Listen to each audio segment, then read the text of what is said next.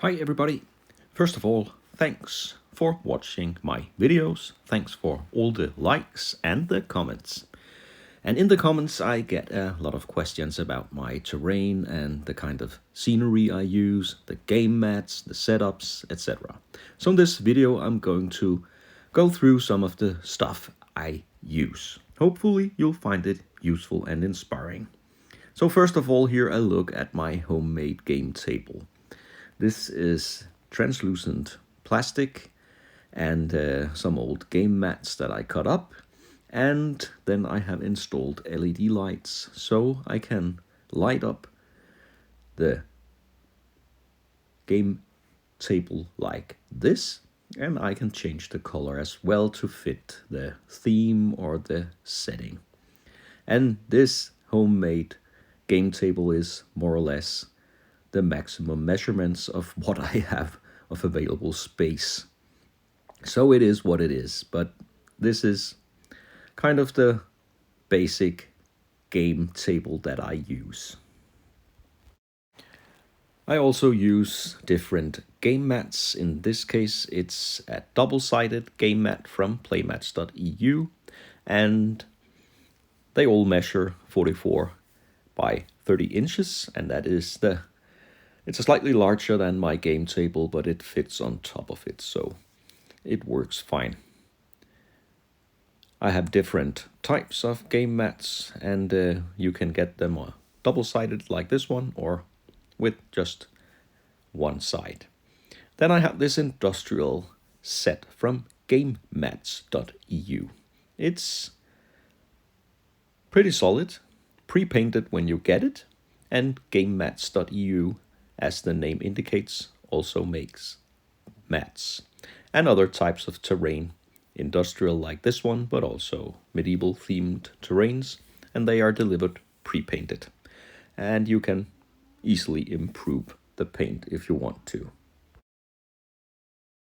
And I also blend in some Games Workshop stuff like this from 40K, 9th edition, and if you have Kill Team, a lot of good stuff is also available there. You have to assemble the Games Workshop terrain and also paint it yourself. But it looks good and you have a great variety of themes to choose from. If you are the lucky owner of a 3D printer, then you can print and paint your own stuff and designs like these examples here. All of this stuff is found free on Thingiverse, for example, and you can print it and paint it and more or less get whatever you need. Pretty cool.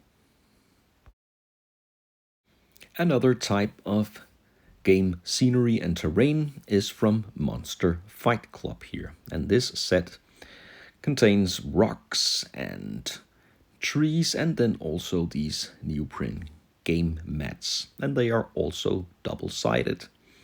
So you can use them on the game mats you already have, and you can decorate your own old tree rock type setting. They also have other sets available, of course. One of my favorites here comes from Battlefield in a Box. It's very solid terrain, it's pre-painted, and the details are good. So in this case it's ruins, and they are gray. Sandstone ruins is also available, as well as trees and hills and regular houses, for example for World War II games. And I really like this kind of scenery. Several questions I get is about this type of scenery and terrain.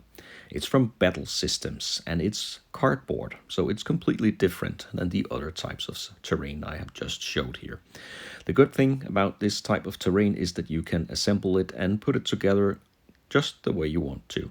And you also get a lot of loose accessories like generators and boxes and ladders. There are many different types to choose from.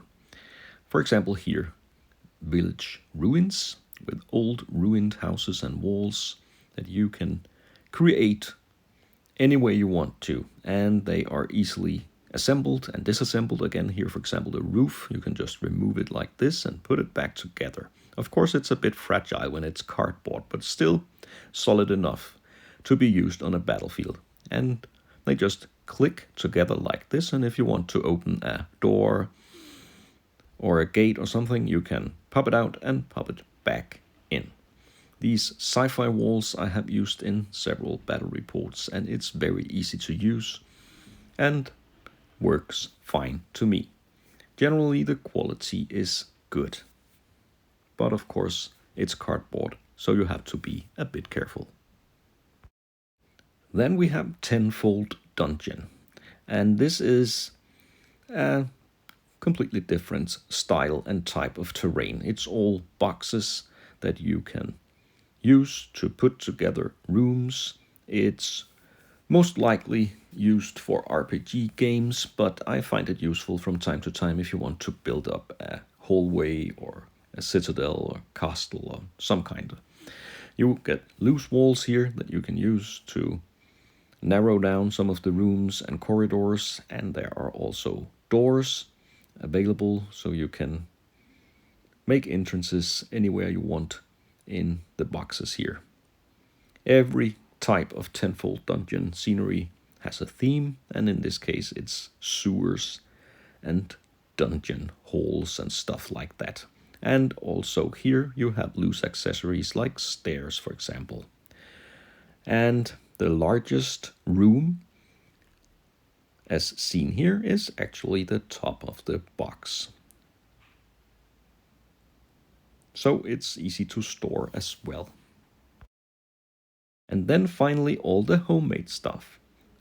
And it's a fun process to make stuff yourself. I think there are several videos that show how to make your own hills and mountains and barricades and explosions and stuff like that. From scrap and just everyday household items. And as background, I typically use this paper that you can fold, and then it will keep the shape and make it look like a rock or a mountainside. It's originally from model railway building, but it can be used for wargaming as well. And then it's time to mix some of this terrain and scenery together and prepare the next battle. And this is my upcoming battle that you will be able to see on the channel.